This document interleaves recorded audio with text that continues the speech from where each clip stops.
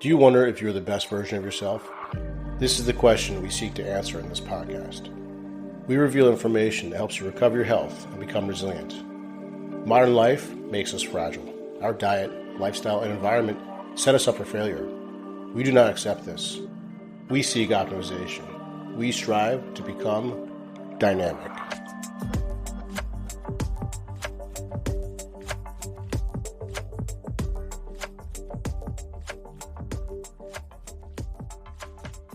Hey, what's going on? Dr. Chris here. Today I have Andres Ayesta on the podcast. He's operating out of Tampa, Florida, and he's got a master's in nutrition and is a performance coach. We dive into lots of nutrition and his style of coaching, and he recently did a 30-day experiment doing the Carnivore Diet, so we talk about his results as well. I hope you enjoyed this conversation. Andres, hey, thank you so much for coming on the podcast. How you doing today? Good, man. I'm excited to be here. Thank you so much for having me. Well, thanks for coming on. Yeah, I'm excited you guys reached out, and I'm happy to get into some diet stuff with you. But before we get there, tell us about yourself, where you come from, and what got you into nutrition and exercise. Yeah. So the long story that I'll try to shorten is that I am from South America. I'm from Venezuela. I know you were just in Brazil, so we're like north of that. And grew up there, moved here into the United States when I was 19 or 8. Actually, full-time when I was 21. I was an exchange student when I was 18. But the story behind becoming a dietitian started by me wanting to become a doctor. I didn't get into med school. I wanted to go to med school since I was little. Like I wore a stethoscope since I can, remember. In fact, I went to school and they told me you need to get good grades for this. So like I spent my entire middle school, high school thinking of that. I didn't get in. It was a very big life crisis at that point.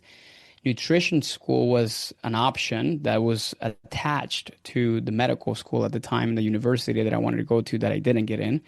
And they said, well, it's easier to jump from a kind of like school within the medical school than just apply for the admissions test. So I was like, okay, cool, I'll do that. And I'll join this nutrition thing. At this point, I had no idea what this was. I was like, sounds kind of cool. It was like between nursing, physical therapy, and nutrition. And I'm like, nutrition sounds cool. So then I went in and dude, I never looked back. I loved it. I loved the biochemistry of it. I understood that nutrition has like a much more powerful way to prevent disease rather than treat it, which is what a doctor kind of does. And particularly in the United States, we live in this is a sick care society, not health care when we think about it. So for me, it represented an opportunity for do something different. And I wanted to work with athletes. I was an athlete most of my life. That's where the fitness and exercise piece comes in. And I realized that there is an entire world and field that was just starting to emerge called sports nutrition or sports dietetics. And somebody told me about it. They were like, yeah, Gatorade is hiring dietitians and all that stuff. This is back in 2007. And I'm like, wow, like maybe this is my calling. So 3 semesters went by, and then at some point I started to apply for scholarships in here because I realized, well, if I want to work with the best of the best athletes in the world, that's where I gotta go. So I did. And, long story short, I ended up here, got my bachelor's in nutrition, got my clinical hours in the University of Texas or the Texas Medical Center, moved to Florida to work with pro athletes. And I did that from 2012 that I became a dietitian until 2017. And working most leagues, like athletes. I didn't work directly with teams, but I work with athletes from teams from NHL, NFL, Major League Baseball, Olympic athletes, even WWE. So it was a very rewarding time for me, but I realized I didn't want to work for somebody else. So I decided to start my own company to work just more in a more broader spectrum and working with people that just wanted to improve their health and their fitness. And that's when I founded Planus Nutrition, which is a Spanish word for blueprints. And my whole ethos is to help people build their own foundation of health. And I call it the blueprint. And we establish its methodology to help them accomplish that. My big vision and goal with Planus Nutrition is one, provide education to all in terms of nutrition in a way that is non-biased and it's just evidence-based, to support people one-on-one when they need the extra support, and also to partner with doctors and healthcare liaisons and brands that want to support the same vision altogether. So my main thing is just to expand our ability to educate the masses on the ability of nutrition to prevent disease and to improve people's health. So that's sort of the short of like the story behind the brand and the name. So I love that. Now that you've been down this road, is it no looking back? Do you sometimes wish you became a medical doctor? it's interesting because I started partnering up with a lot of concierge medical doctors here in Tampa, and I am helping them launch a podcast about it. And I literally spent like a couple Saturdays ago like recording and listening to all their conversations of their residencies and there's a part of me that interestingly you asked me that because I thought like what would have been like if I would have gone through that, and I honestly didn't really kind of felt like a regret, to be honest. I feel like I did this for a reason. There is a part of me that I have thought of like what could have happened. I think it would have made a great doctor, but I think those times for me are just past, and Yeah. I'm glad that I made the decision that I did because I know I supported a lot of people in the process. So Yeah, and I also think that like if you're younger and you're thinking about getting into the medical field or anything healthcare, you always have to think about what it is you're going to be prescribing, right? So, I had kind of thought about the medical doctor track too, but I wasn't really interested in prescribing medicine. So like prescribing exercise for me or nutrition for you and some of the things you do, I think that's way more interesting. And I like what you said that it can be more proactive versus like a sick care system and just treating symptoms. So that's yeah, definitely my it's like bias a as drug for well. everything. Yep. Yeah, it's a drug for everything, and the truth is like this current healthcare system in the United States is just more designed for obviously profitability and pharmaceutical industry. So Hmm. anything that goes against that, like which is again prevention and like all these different kind of things like exercise, even though it's supported, like ultimately, this is why I say sick care because, it's more profitable to kind of treat disease rather than just prevent it, the reality in that Yeah. is. So that's why I feel like I'm on the right side of, and not saying anything against doctors because I think like Right. I value a lot of what they do, but they're just essentially part of like a system that is just broken Yeah. if we think That's about it. that's the unfortunate truth. So when you get a new client into Planos, what's that process look like? Are they going through an evaluation? Are they getting blood work? How do you sort of triage new clients at the beginning? Yeah, it's changed a lot over the years. I think when I started, when we were trained as dietitians, we're kind of taught and trained in this whole nutritional assessment system, right? Looking at their demographics and their lifestyle and all those different things like that. And that still applies, but it's like very clinically based. And for me, I now focus a lot of getting to know the person holistically, like all the areas of their life. So our programs are built into four key components, which is their nutrition, their lifestyle, their mindset and their movement and movement patterns. So I evaluate all those things like individually and then also how they kind of complement each other. So we go through what we call an audit process, right? So we can develop awareness. I say like the first step in for you to change is to develop the awareness of what's right and what's wrong. So for us to be able to do that, we have to really track and understand what's going on. So we go through a series of things. I do ask every person that comes and works with me, even the people that don't, just simply for awareness on their own, to keep a food journal or to track what they're eating, because at least that kind of gives them insight into what they're doing.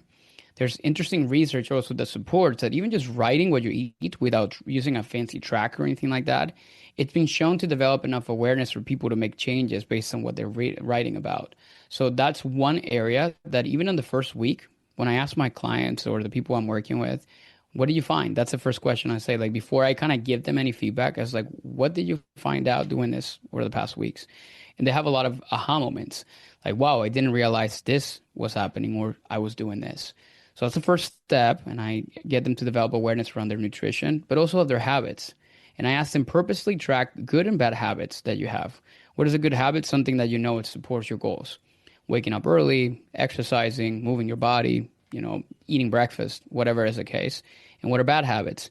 I skip meals, I don't exercise, I procrastinate, I don't move my body too much, I, nibble on stuff, whatever is the case. So they can develop an understanding of really the things that need to change. And those are the main areas that we typically tend to look like. I do focus, I have a background in strength and conditioning, and we do look at exercise, but I don't really consider that my forte. I focus a little more about in the lifestyle and the nutritional part of things.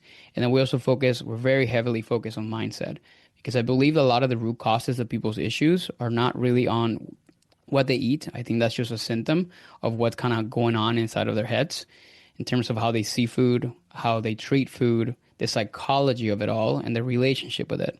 So we tend to try to focus on these different areas.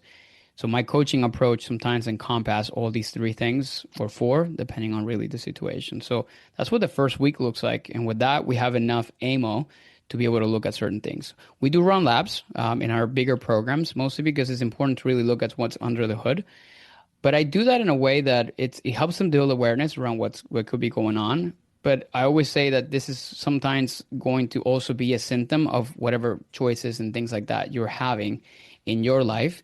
So even though you may have certain things that are off, we're still going to focus on a lot of the lifestyle and nutritional factors that most likely are driving that ultimately. Yeah, that's great. So, as you know, I'm a physical therapist. So my process, it sounds similar to yours, but I'm looking at a lens through movement first. But as I've moved out of the insurance world and I'm now in a kind of cash performance setting, what that's done is give me a lot of time with clients. And what that's done is expanded my scope and how I look at a person. And it sounds just like your perspective, where I'm asking about their sleep, their movement, what they're eating, how much, water are they drinking, and so there's just certain patterns that have certainly emerged, at least when it comes to dealing with pain that I've noticed. I was just wondering if there are outside of the food component, are there other like bad habits that you're seeing like consistently? Yeah, usually are just mindset driven. So, for Yeah. example, everybody suffers from one way or form, what I like to call the all or nothing syndrome, which is, if it's kind of like a cognitive, dysfunction in a way that we have, where we think like if we haven't done everything, we have done nothing, which makes no sense, right? It's like if I don't go to at 100 miles per hour to my destination, I might as well just go at zero and not move at all. It doesn't really Hmm. make sense either. But we typically tend to look at this in the perspective of everything we do, particularly in something as important as nutrition, because, well, one thing about, one of the things I talk about when it comes down to nutrition is like, well, we can definitely not exercise, which is not ideal for us, but then one thing we cannot live without is just food, right? We have to eat. So when we're trying to make improvements and changes around it, and obviously we live in a diet culture that is kind of predicated on this idea that we have to kind of like follow all these directions and all these like we have to check all these boxes.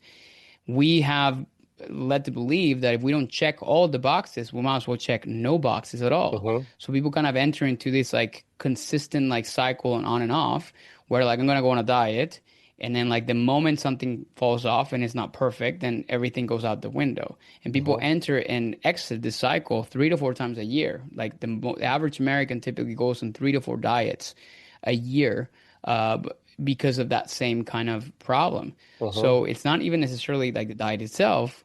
It's sometimes like what the adherence to it, but ultimately it's just a mindset that kind of drives them to think this way. This is why New Year resolutionists fail so many times because of the fact that they're trying to kind of pack so many different boxes within 1 month or 1 week or whatever is the case that they're not used to starting from that, and it's too much. And eventually perfection becomes exhausting.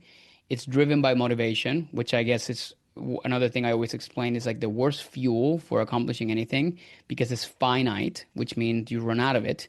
And what do you do when you run out of motivation? Right. So I always teach my clients we have to depend on discipline and consistency. Motivation is never the main driver. You can use motivation as kind of like the nitro boost in a car, Hmm. but not necessarily something to drive us into everything, decisions that are going to make us better, even though sometimes that's what they use. Yeah, no, I always talk about this exact idea. I talk a lot about the nervous system and sympathetic versus parasympathetic, and we're just so Yeah. sympathetic driven all the time, and we're never tapping into our parasympathetic mode, and that causes more issues. So a lot of people try to like solve stress with stress. It's like, no, you gotta Yeah. learn to balance that whole thing. I'll see this too, in like things like what I like to call like the David Goggins approach, like hard 75 everything. It's like, okay, that might work for people that are highly adapted, but for the average person, you got to ease into it, you know. And same thing with Yeah, in and the physical therapy world. Sorry, go ahead. no, it's just like the David Goggins is a perfect approach because we do have like this like groups of like grind mode, right? It's like go as hard as you can, and the reality is like none of those approaches, like even for the people that are really good at it, actually work long term because all they do is like they're really good at doing it, but then they're really good at doing it repetitively. And the Right. question is like, what do you feel like you have the need to do it repetitively, right? Like I have maintained my physique pretty averagely decent for myself because of the fact of the habits that develop, and not once, except for like this diet experiment I did, I've had to actually kind of go aggressive in anything I've done. And yeah, like I'm not have like insane, body compared to like maybe what I had in my 20s or so, but the reality is that I feel that this is easy for me to sustain without me having to kind of go in any type of extremes. So that's the thing. A lot of times the problem that exists, and really sticking to those things long term is just really sometimes very difficult. Yeah, it's not about these like micro adjustments. That's the way I see it too. Like I always use this example of like if you were to set sail from England, you're aiming for Boston and you're off by 1 degree south, you may end up in Brazil. It's like you have to constantly course correct. That's to me the approach. Yep. Whereas I think so when people just say, "Well, I'm off course, so let's just go with it." Yeah, just I'm just gonna end up in Brazil. Yeah, Yeah. that's a pretty good analogy because is right. It's like you had to kind of like make little adjustments.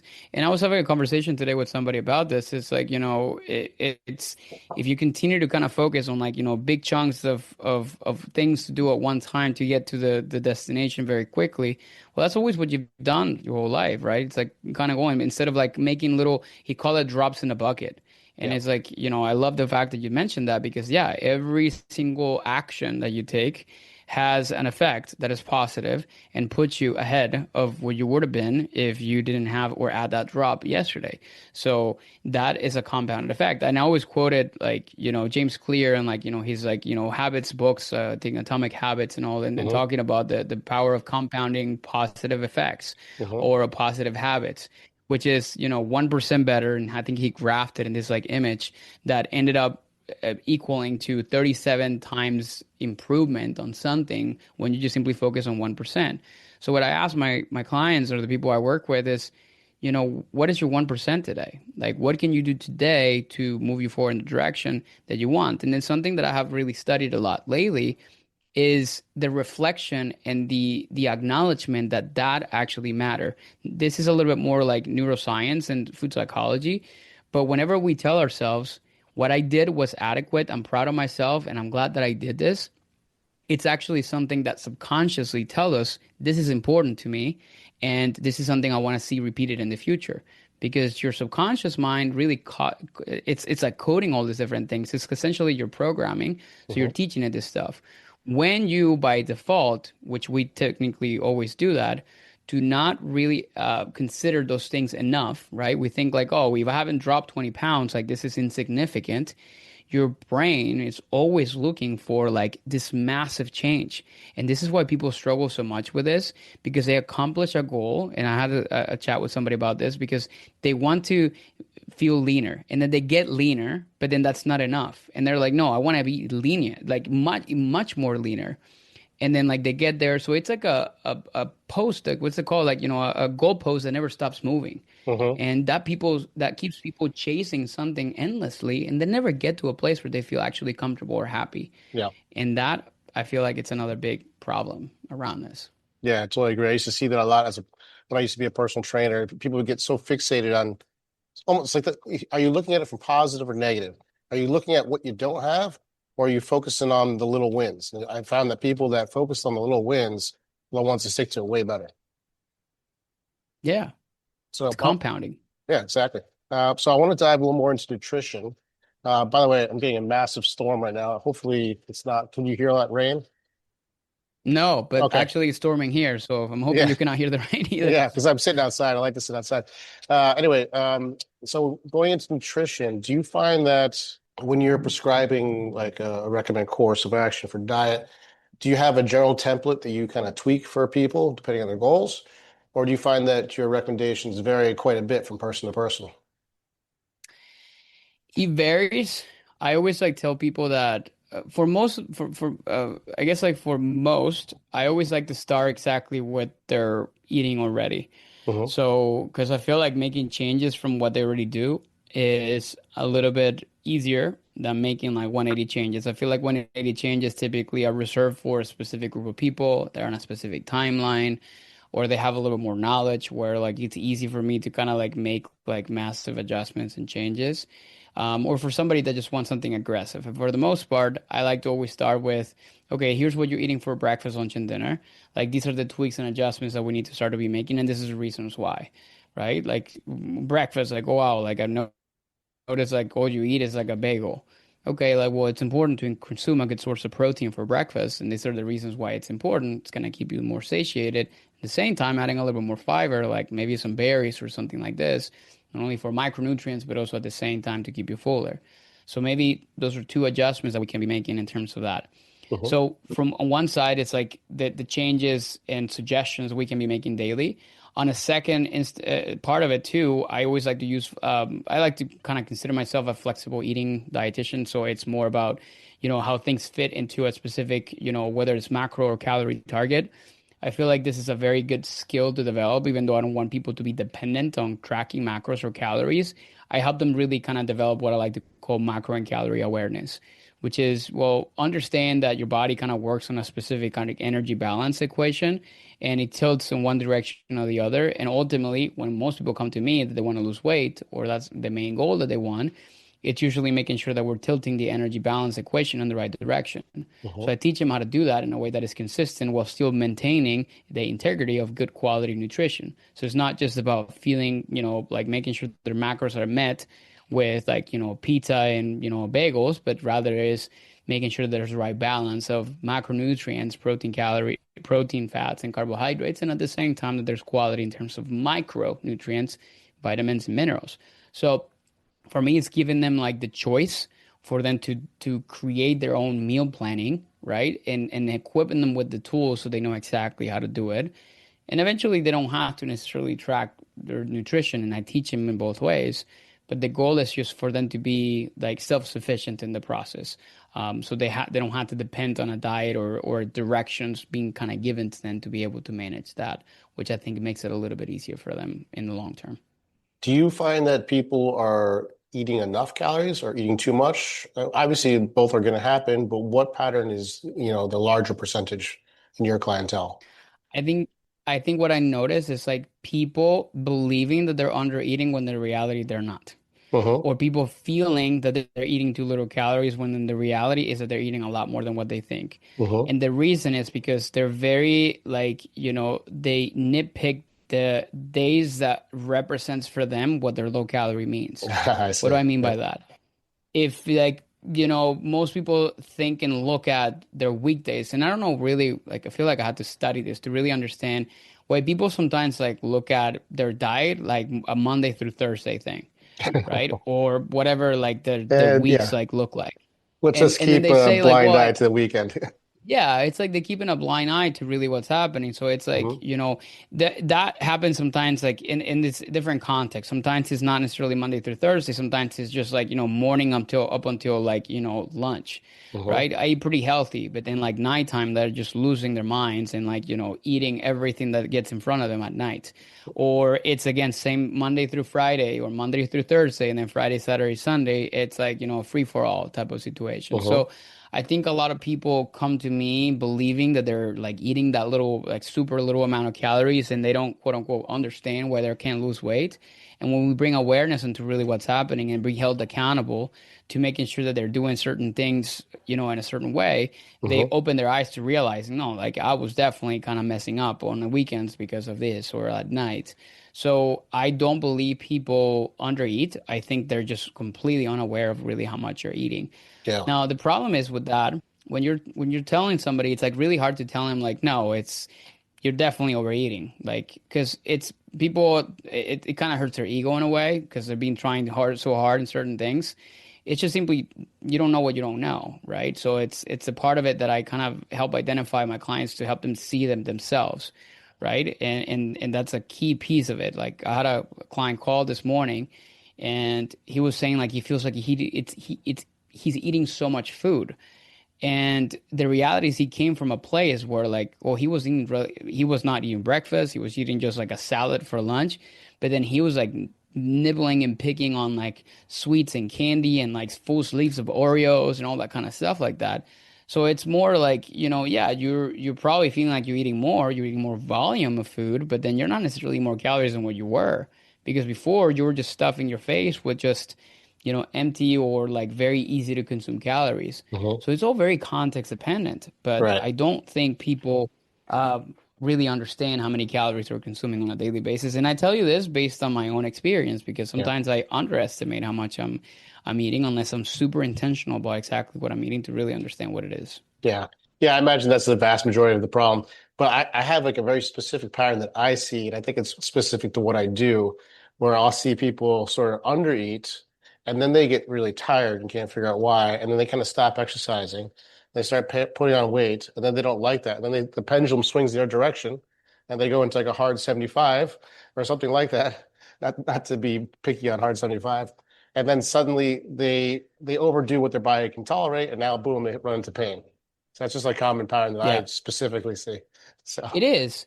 Well, and I'm not saying that there's people sometimes that they may experience and they may have issues where like, yeah, it could be a problem of like I get it. Like, we did like an full audit and we did like, we went deep into understanding this and true, like yeah, you spend like a whole week eating exactly this and like nothing is happening.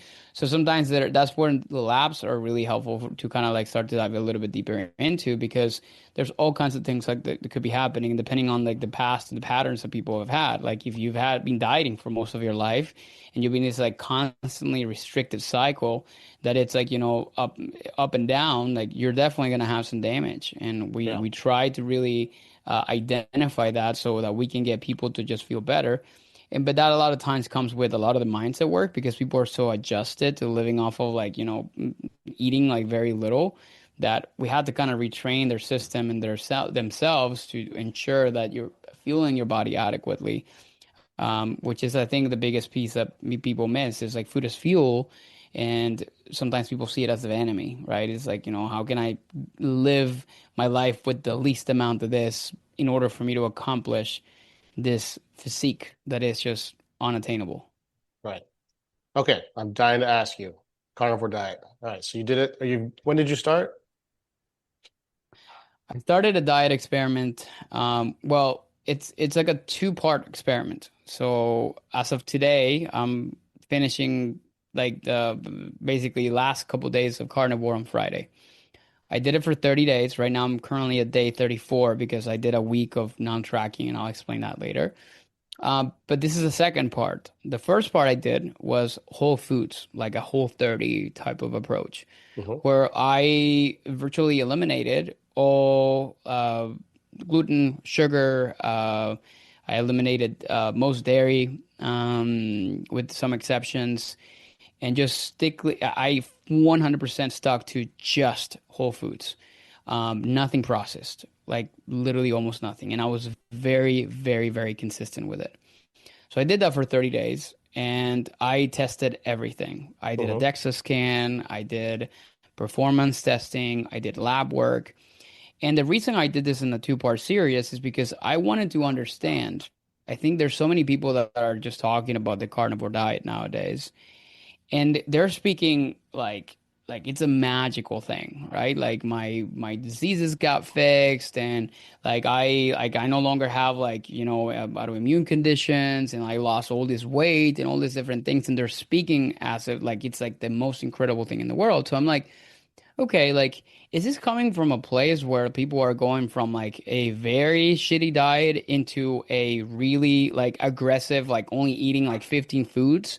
Or is it the fact that, there's something inherently good about this? And I really want to understand it. Now, I didn't want to go straight into a carnivore diet because I really wanted to put that to the test. So I Hmm. did a calorie protein controlled 30-day experiment on whole foods. So I just only ate whole foods for 30 days, keeping my protein at around 170 to 180 grams a day.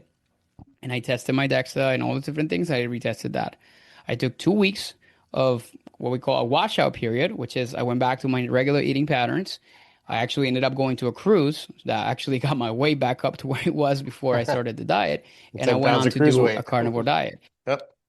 Cruise weight, right? Yep. But what was kind of good about it is the fact that I started at the same exact weight on both diets, right? And what was so interesting about this experiment is that on both diets, exactly same calories, same protein, but completely different macronutrient breakdown. I was consuming closer to 5 grams on average of carbohydrates daily and about 108 grams of protein and the rest fat. And the other one, I was more like 200 grams of carbs, like 60 to 70 grams of fat, and the same amount of protein.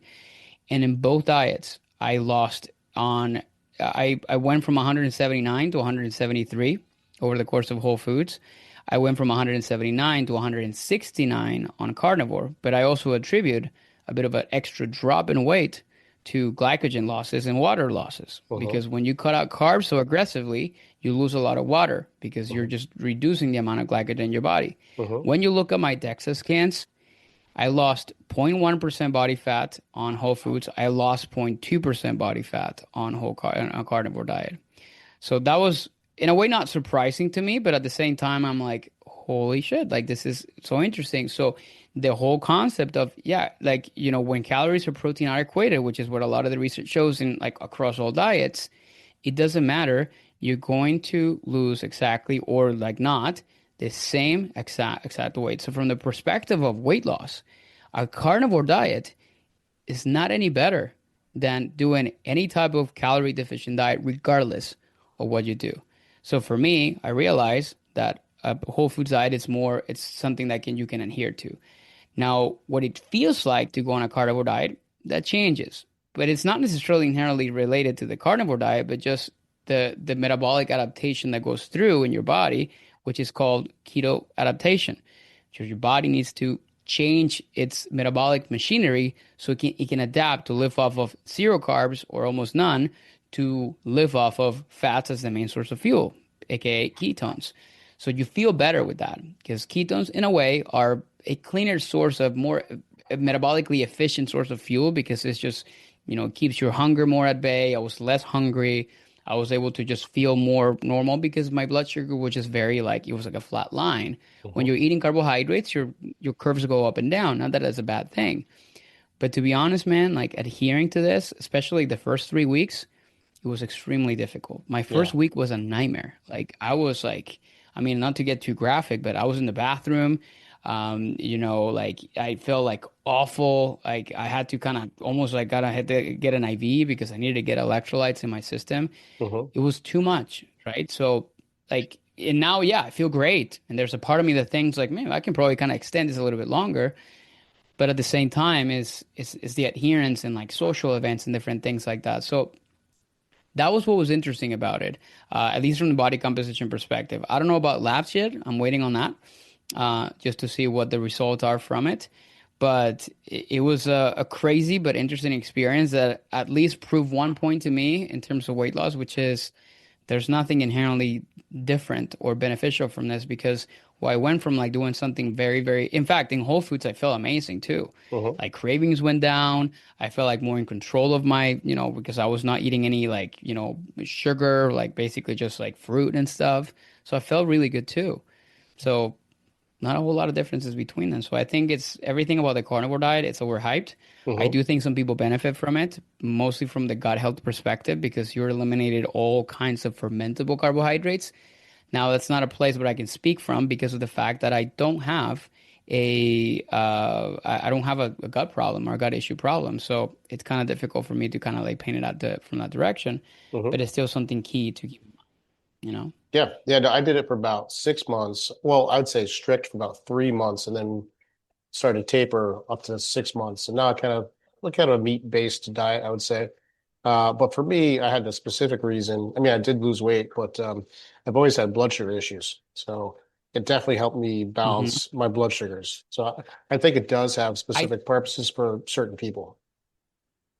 I think so, and I think when I did a ketogenic diet like back before like carnivore was just like talked about back in 2018, Uh-huh. and I think One, because the reason I kind of did it was because I was working at a facility that was being used as a dietary approach for neurological conditions, and we saw people with cancer and stuff, and it has like very strong applications around it.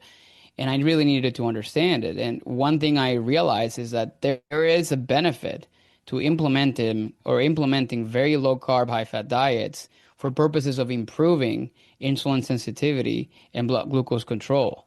And I think there's again an application for that. I think it's just doing it for the right purposes and with the right reasons and doing it appropriately.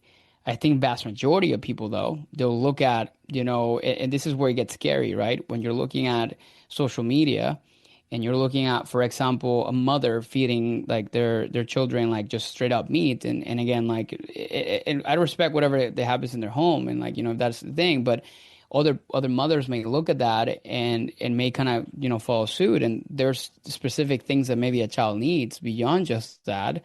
So that's one part of it, and then again, you go on forums around carnivore, and it's insane the kind of stuff that Mm-hmm. people are sharing, like from like 3 months into it, and they're like sharing like when is my hair's gonna stop falling off, like things that people consider normal, and they're kind of like glorified in a certain way because it's kind of become a bit of a cult, right? And that's the problem that I draw. I guess I could draw a line around that because Mm-hmm. honestly, this experiment started because of somebody like that saying like like this is superior and all that stuff, and it's like what, I'm gonna do it, and I'm gonna try to like understand exactly what this is all about. And I don't necessarily, I think there's obviously benefits in certain much ways, but I just don't necessarily think it's something like massively superior as a way to just like live better health, like all they claim. Like we gotta live with our ancestors and our bodies are not designed for this type of stuff. I think that's just a little overkill and it's just too much. And again, that's where like that sensationalism kind of gets a little too much in this field. And I decided to just simply be a guinea pig. And as a dietitian, there's not many people really that believe or really would even consider something like this. So I thought, well, I'll be the person that does it. Take one for the team. So Yeah, that's what I I did. I poke around in the carnivore subreddit, and there's a lot of dogma in there. People take it way too seriously. I th like I Yeah, said, well, I think good.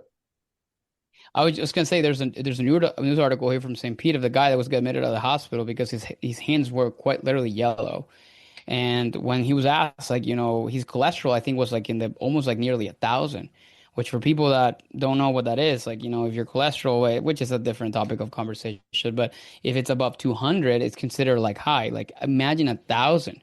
That's insane. So, and then when he was asked what he was eating, well, like he was like following a meat-based diet, but he was eating like 2 blocks of cheese or 3 blocks of cheese a day or something crazy. Yeah, was he eating like So sticks of it's like, butter?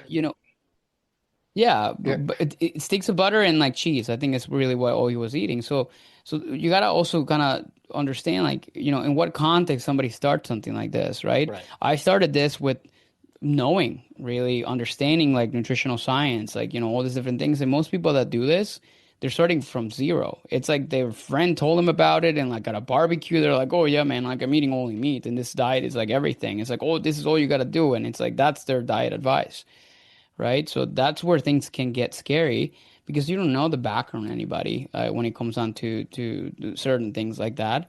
Like you could have like somebody at the verge of like a blood clot or something like that, and like not that this could be caused, but like you're kind of like infusing more fat into your system in that specific situation, it can cause a disaster. So it's very, and again, like people listening to this that maybe kind of in support of carnivore would say like carnivore changed my life.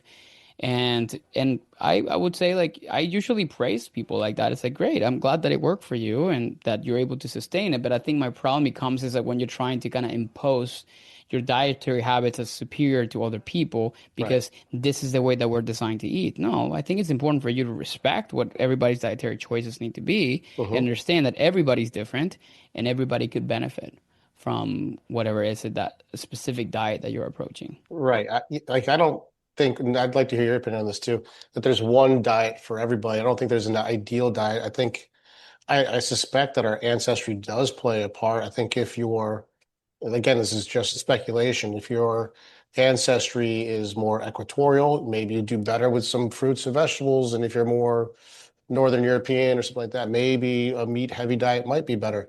I think we're going to find more answers up to that in the future. What's your perspective on that? Well, I think that's a good point. I think from the perspective of like the zones or areas where we're from, I can see that. I think also that we also got to consider sort of like, we evolve in certain ways, right? Like, and I think we are, when we're looking at like this, the idea of ancestry and like primal stuff, and like, we got to understand that there's like a big massive period of time in which we became industrialized. And the thing with that is like, our bodies kind of become adjusted to our environment, and we evolved around it. That doesn't necessarily mean that we cannot go back to our roots, but we don't necessarily live in a world that can allow us to I always like tell people, like, if you really want to live like your ancestors, like, okay, like, have your cows in the back, your chickens, grow your own food, and like, don't drive, like, get rid of the phones, don't use computers, like, that kind of deal, which is supposedly what Liver King was doing. But then again, he was also in the background injecting himself with very large doses of steroids. So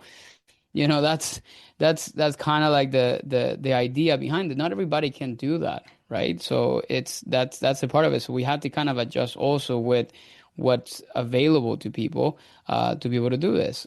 I did this experiment, and I realized that it's actually very affordable because of the fact that you're essentially like not like you're essentially buying like 10 things, right? Like Hmm. meat and butter and cream, and and those are like the Eggs, main yep, things. So you're yep. kind of spending almost like around the same. You're just doubling down on meat. But the reality Hmm. is that, a lot of people don't necessarily have the access or different things like that. So I think there's a room for being able to kind of experiment with this. And like for me, I'm diet agnostic. I always kind of explain that. Like I don't believe that any diet is superior to others. Hmm. I think everybody can benefit from just doing one or the other as long as it's not necessarily harmful.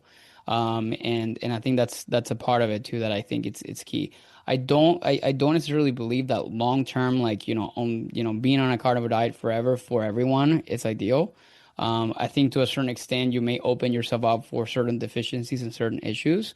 So I think it's also something that should be done with caution in terms of making sure that, okay, like maybe you're doing a few months at a time, just like you did, and then kind of like going back and forth. I do think the way you did it, it improves your ability to manage insulin, to manage blood sugars, and because of that reason, you're just better equipped to be able to, or better metabolically equipped, if we could think about it that way, I guess is the what I would say. Yeah, yeah. I love this idea of like flexibility, like metabolic flexibility, being able to burn Yep. carbs efficiently and fats efficiently. I think so many people, just because a lot of people tend to be like having too many carbs. I'm not saying like carbs are bad or anything like that, but a lot of people tend to get like hangry and like that, they're so adapted to carbs only.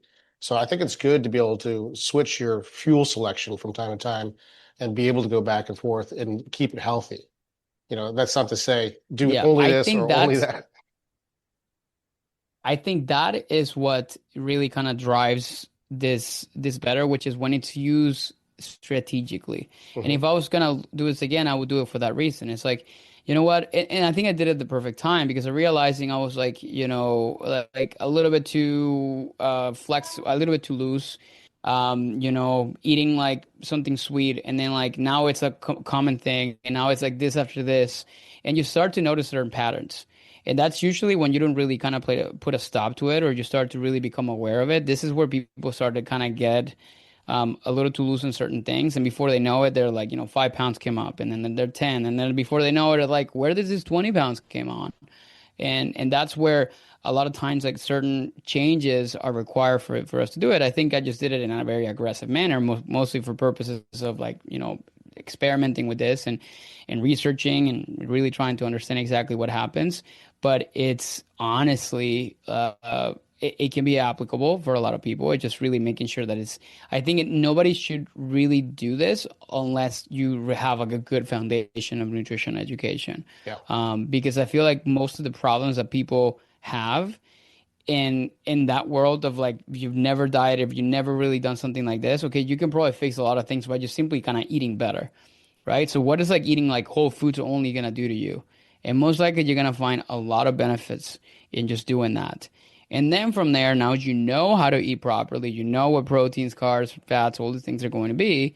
then you can venture yourself into these type of like, okay, let's just see what happens if you go carnivore or like, lower carb or whatever is the case in the process. And I think there's also benefits to that as well.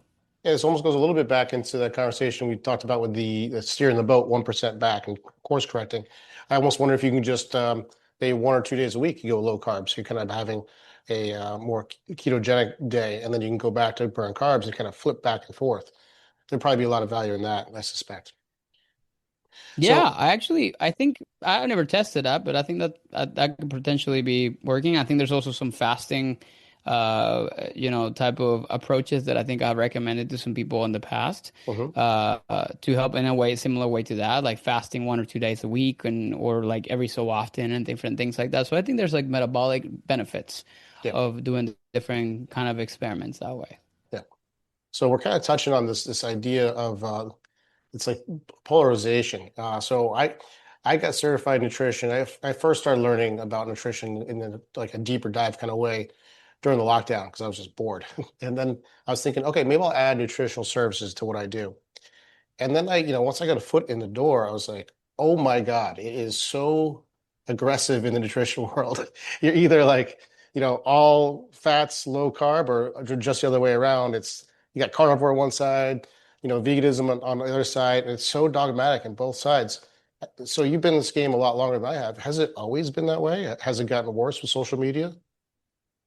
It's gotten worse with social media for sure, because I've been studying nutrition since 2008. Became a dietitian in 2012, 13. And social media started to kind of like, become mainstream in terms of sharing content. I think I started my first Instagram post, I think was in 2013, 14, Uh-huh. the same account that I currently have now. And I started sharing pictures of my food, right? So, but at that point, it wasn't really something that people talked about too often, or not that I remember, because there was not really a place to consume information that way in a way that was shared, the way that it is right now. So I think it's gotten worse with the way that social media is presented nowadays, right? In the form of video, in the form of like, pictures, and just like, the competition for eyeballs and Yeah. attention. So with that, because people want attention, they're willing and able to do anything to be able to attain it. And the biggest accounts on social media, when there's really great ones, but then at the same time, there's some of them that have built their entire follow based on polarization, right? On like, adopting a very, very strong opinionated stance and defending it at all costs and building a cult behind it, regardless of whether that's factual or not. Uh-huh. Right? That's I think the problem that, we start to kind of create around certain things when it's either not evidence-based or it's not factual or it's just, straight up lies or whatever is the case. So, and then the problem comes too, it's like whenever you're just building an audience just simply with the ulterior motive to simply selling something in the back end. Yeah. And I think there's nothing wrong with selling something. It's just like the deceit practices by which this happens, Uh-huh. right? It's like, okay, I'm gonna build an audience. I'm gonna tell them, I'm gonna get them to like be so fearful of everything they eat, and then I'm gonna give them a solution, which is like this supplement that I sell that I have, and bringing back Liver King and like Carnivore MD. These guys build, an entire like multi-million-dollar business on fear mongering, everything about the industry or food. And whether or not was the certain things can hold some truth to it, which again, like I try to kind of keep things like unbiased. In the back end, they're just simply selling like liver oil pills or like liver pills, right, in it. And for $80 a pop, right? Like so you're telling people don't eat vegetables or don't eat all these different things like that, but instead here's like my $80 supplement. That to me is it's not really good practices. Now, I sell something, I sell a service. I don't sell a supplement. Perhaps I could, but I would want to make sure that happens as a way that is just my ethical compass does not allow me to do that. And I was having a conversation with somebody else about this. Is just the way I was brought up, and like maybe that's why I'm not ever gonna become like a multimillionaire. These guys are. But the reality is that I preferred it this way because I think that's just honestly the bigger problem. Like, again, the amount of like people that I've reacted to on social media, on posts and stuff that I've done, like, that the way that they describe and like kind of present things is so polarizing that it's really scary sometimes, like the amount of certain people that just develop eating disorders from it or all kinds of different things, and it's a wild, wild west. So for me, I try to stay in my lane. I try to, yeah, I speak my mind. I don't mind doing that. But I just simply try to kind of, you'll never see me kind of saying something aggressively polarizing unless something I have a strong stance that it's supported and evidence backed. But for the most part, that's I think something that's come out. I think post COVID, since everybody now wants to now become a content creator, and like that's now like a professional pathway that everyone wants to take. Like it's funny. I saw like a news article the other day. Like the biggest aspirations of kids now from 10 to 13, I don't know what generation is the number one thing they want to become when they grow up, a YouTuber or I a read that. TikTok creator. Yeah, an influencer. It's like Insane, it's no right? longer a firefighter, police officer, lawyer. It's YouTuber. It's No, crazy. Yeah, they want to become a YouTuber, which I don't blame it. Like, the biggest YouTubers in the world in the top 10, like three of them are kids that are 11 years old. I know. It's crazy. I have a So, 6-year-old daughter, and the stuff she watches, I'm like, these kids they're watching are billionaires. It's crazy.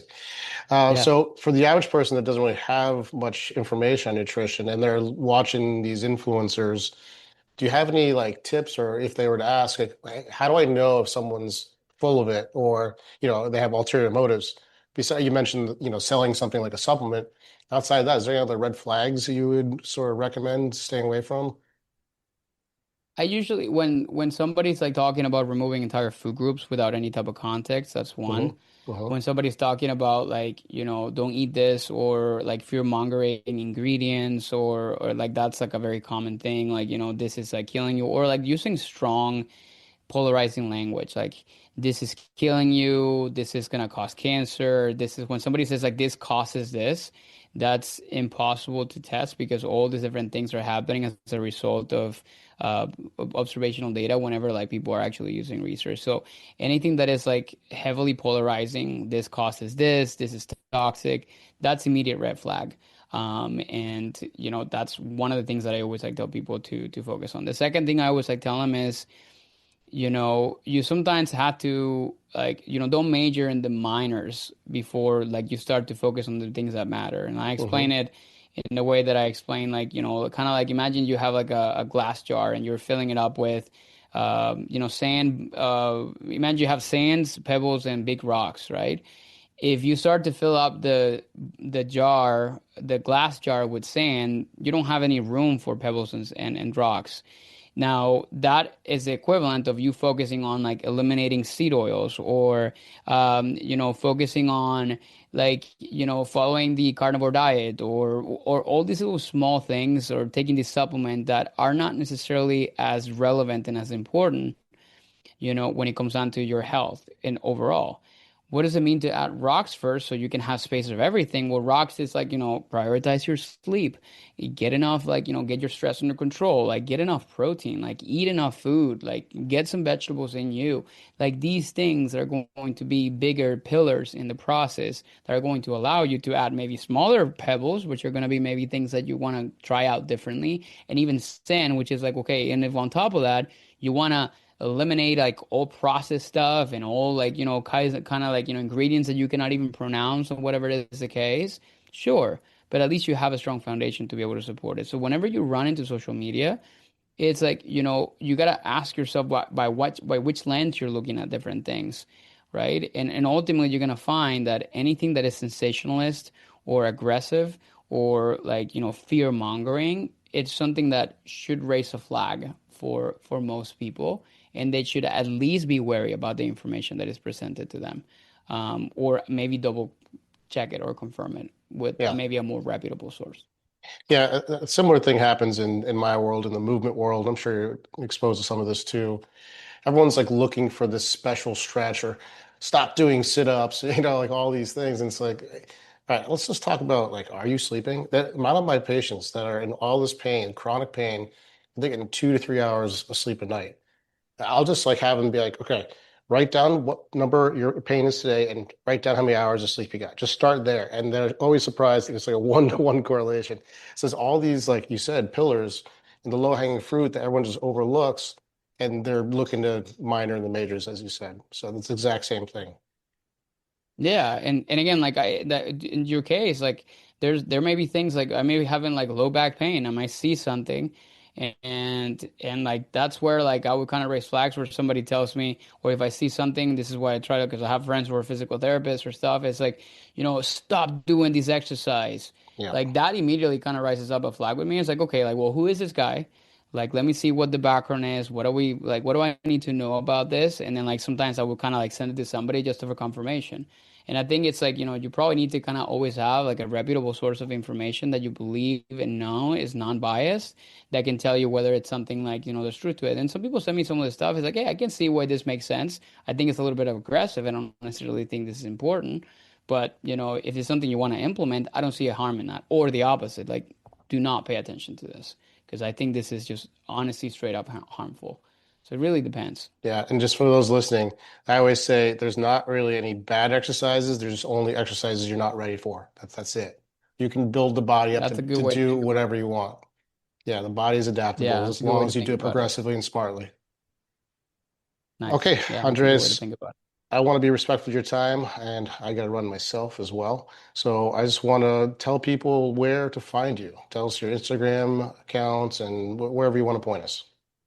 Yeah, Instagram is the best place where you can reach out directly to me. So you can find me at Andres Ayesta, AndresAyesta. My YouTube channel is a really great place for like, longer pieces of content that I put out. And then if you're interested in just more direct work with me, we have a website called planusnutrition.com where you can find out everything as far as what we do and what we're specialized in to help support you in your goals moving forward. So. All right, perfect. Andres, it was great to talk to you online, and hopefully we cross paths again. Thank you so much for having me, Chris.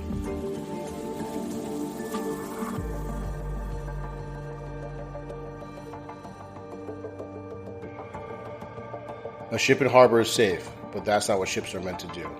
What does this mean? It means exposing yourself to difficult situations so you become resilient. If you need help building resilience, check out our flagship program called Physiologic Flexibility. This is a 3-month do-it-yourself program that teaches you how to maximize your homeostatic regulators, such as your pH, blood glucose, O2 and CO2 tolerance, and temperature. We give you specific action items through the program with the goal of becoming anti-fragile. If you want to become the inspiration for your friends and family, this is the program for you.